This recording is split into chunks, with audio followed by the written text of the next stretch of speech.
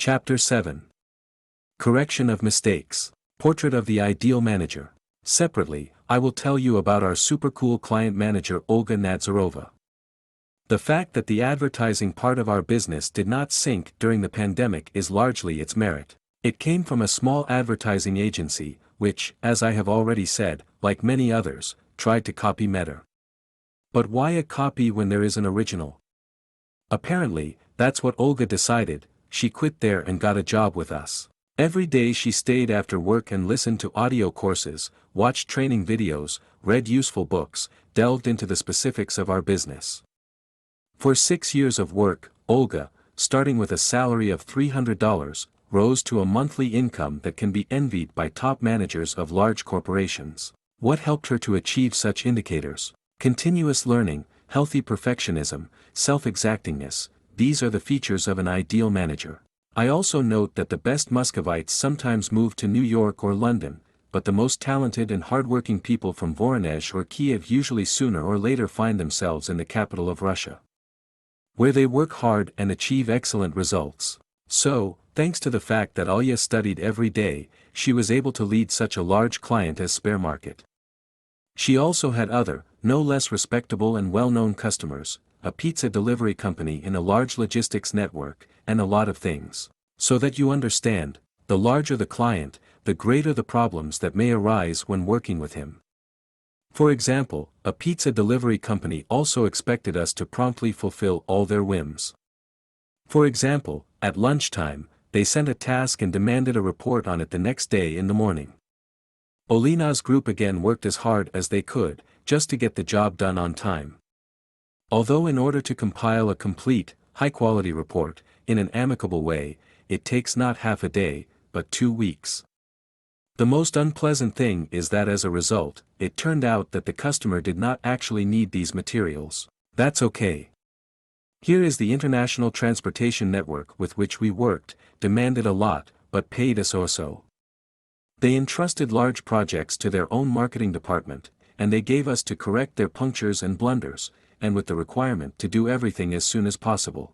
A common situation, on Tuesday evening, they received a task that was required to be completed by Wednesday morning. The whole group under Olga's leadership stayed up late to work, just to have time for everything.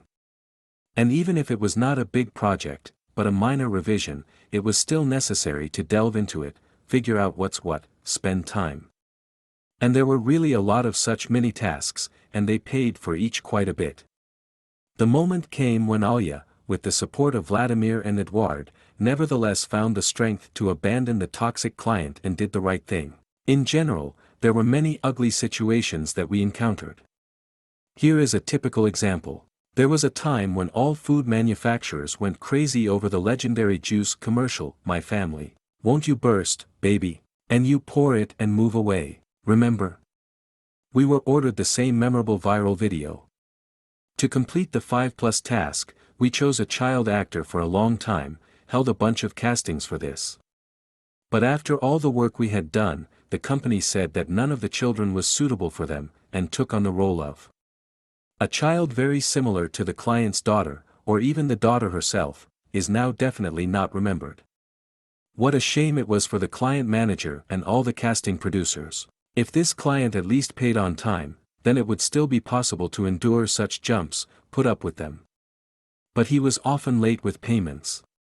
In general, this company consistently provided us with a headache, especially Olga, morally devastating her, taking away time and effort that she could devote to other customers.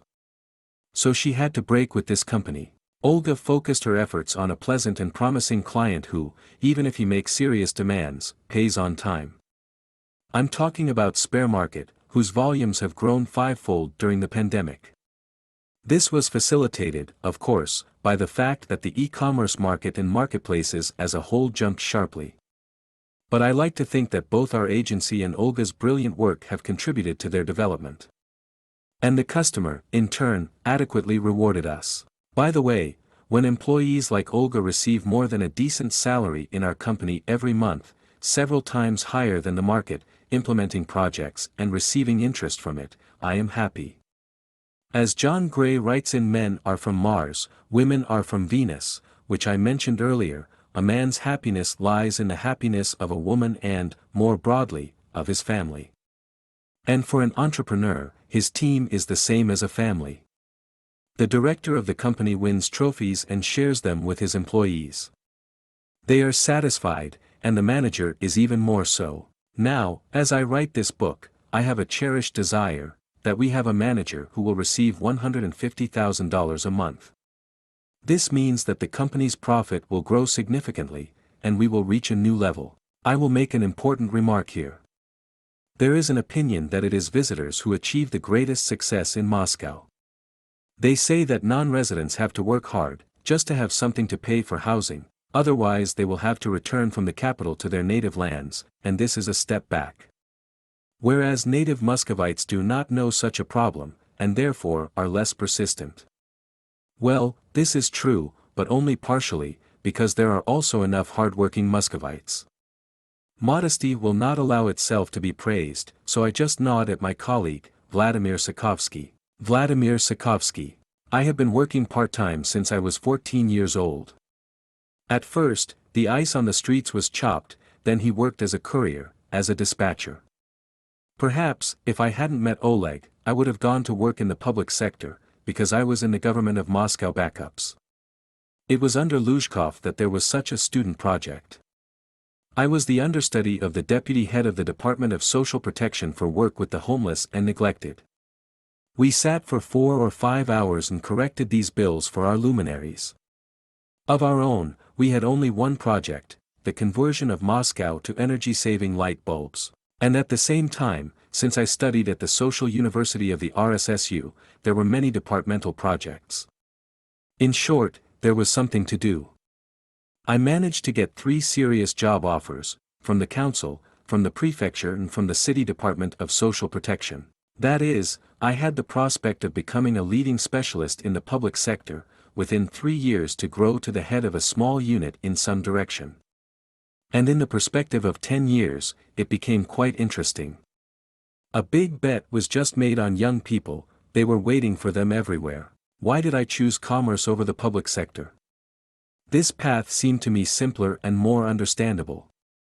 There are a lot of incomprehensible pieces of paper, a lot of things need to be read, written, talked, done. And then he worked hard for 30 days, and received a tidy sum in cash. I made my choice and do not regret it. Here, by the way, I will reveal another professional secret. It generally concerns the relationship between the owner of the company and his employees. When a manager gets more than a business owner, that's fine. As you understand, an employee, unlike a businessman, does not pay taxes related to entrepreneurship, does not give money for accounting, office rent, and so on. In our agency, the main expenses are not even related to all this, but to the development and expansion of the company. More specifically, with the hiring of new people and their work during the probationary period. It happens that beginners make mistakes. I have already written about how I once hired an online store manager, and the profit first decreased noticeably, and then we went into a deep minus. That was the price of my mistake. Another unpleasant story is related to our warehouse. I will give the floor to Vladimir. The warehouse and its small problem. Vladimir Sokovsky. For a long time, we could not understand why our warehouse makes so many mistakes. It would seem a banal story. An order form is printed, the collector looks at it, collects, packs, sends. What could be easier? And it turned out that out of every 20 shipments, 3 or 4 were obtained with an error, and not only quantitative, instead of 5 units of goods, 4 or 6 were put, but also qualitative, instead of one name, they put a completely different one. At the same time, the warehouse staff worked hard, just knocked down.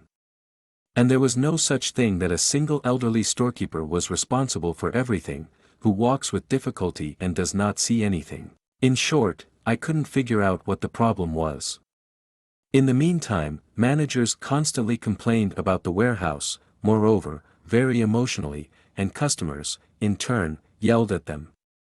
Such is the vicious circle. And so I decided to personally work in the warehouse for a few days in order to delve into everything. Because it is impossible to understand the essence of each work remotely. And even more so, to be such a smart boss who declares, fix everything there. And he himself has no idea how to do it. That's not how they work at Medor. If you want to teach someone how to do something right, you have to try it yourself. And understand, maybe the system is not built so initially, it fundamentally works wrong. Therefore, I moved to the warehouse for a few days, where, together with the employees, I printed, reviewed, corrected and collected orders, answered the managers. And I found that the warehouse employees did not feel involved in the team and the overall result. They did not care about the quality of the picking and the quantity of returns, because their salary, as well as the workload, did not depend on it. However, joint work removed some boundaries, the guys became more teamwork. We have added bonuses for quality work and overfulfillment of the plan in rubles, more high-quality shipments equals more money, and fines, both personal and for a shift. Colleagues have an incentive and a humanized portrait of a leader who can also unload cars and collect orders without undue disgust for any work. In addition, since the boss also does it 2 to 3 times faster, it means that it is possible. As a result, we slightly changed the process of collecting these orders. We introduced an additional employee to the warehouse, whose task is to be at the computer 100% of the time, respond to managers in chat and phone calls. He also prints out all the order forms and additionally checks them after assembly before shipping. All drivers, logisticians and couriers sign upon receipt and also look at what is in the order. In addition, we have slightly changed the order packaging system. And, it was Oleg's idea, they ordered that each form should have a seal with the name of the collector. After all, if out of 100 orders there are 20 with jams, then perhaps it is not the warehouse as a whole that is to blame, but a certain conditional Peter, while the rest of the employees are cool guys. This means that everyone needs to raise their salaries, and this Peter should be fired. As a result of my work in the warehouse, we managed to remove the defects and all the jams almost completely. A little more, and it would be 100%, but Oleg said, we can afford to leave a small percentage of incorrectly collected orders, but not you as a warehouse manager. Because, solving one difficult problem, you abandoned all the others. And the cost of your time is still higher than that of a warehouse employee. He was right.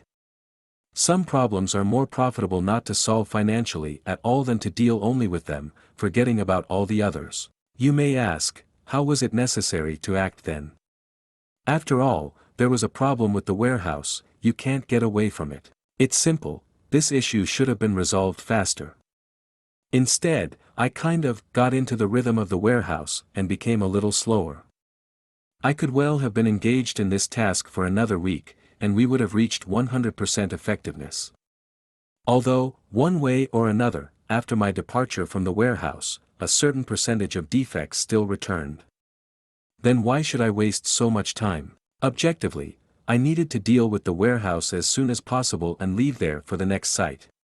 Yes, my brain relaxed there perfectly, got rid of stress, while I focused on one simple problem. But the rest have accumulated in the meantime. I can draw 2 conclusions. Each specialist should do his own thing, and if he corrects other people's mistakes, let him not forget about his main duties. Here's the story. You will say that mistakes happen in any business, no one is immune from them. I agree, but some measures can still be taken in advance. Now I'll tell you about what we came up with. An airbag named Medor. I know that many entrepreneurs, after they have paid taxes and salaries, spend the remaining money for their own pleasure. They buy expensive cars and apartments in the center, arrange parties. They think they'll get the same amount of money, if not more, next month. But, as the events of 2020 showed, even the most successful business can collapse overnight for reasons beyond the control of its owner. Therefore, we decided to distribute only 70% of revenue for current needs, and leave 30% of the earned money for business development. This amount is insurance against human errors and any bad luck. Medora has a development fund, which is quite large and constantly growing. It lies unshakably on the current account, to the delight of the bank, which has received an attractive client in our person. This money gives us the right to make any mistake. We can afford to hire a newcomer and not be afraid that he will mess up, drive the project into the red. Or we can open a new project in an unknown area and spend on, say, $25,000 on it, just to realize that this segment is not for us. And then safely abandon it. For example, January 2021 turned out to be a bad month for our exhibition businesses and online stores, because exhibitions have not yet come to life after the pandemic, and sales of personal protective equipment have already declined. But we still paid a subsidy of $500 to all employees of the client department who were not on their salaries. Yes, the amount is insignificant, but significantly higher than what the government offered in difficult times. In my opinion, the employer should support employees in the months when the company's sales are falling. We understand that everyone has mandatory payments, for an apartment, for a kindergarten for children, for a loan, etc. And the car needs to be refueled, and a relative on his birthday to congratulate, no matter whether there is a crisis in the yard or not. The right company will always support its conscientious employees. At the same time, the employer must be prepared for the fact that no one will say, "Thank you," to him for this. Such kind gestures are usually taken for granted. And if later the business owner has to fire someone from the staff, then he may remain a bad person in their eyes. But that doesn't mean you don't need to support employees. After all, when they are happy and do a great job, the company grows and prospers. Isn't it?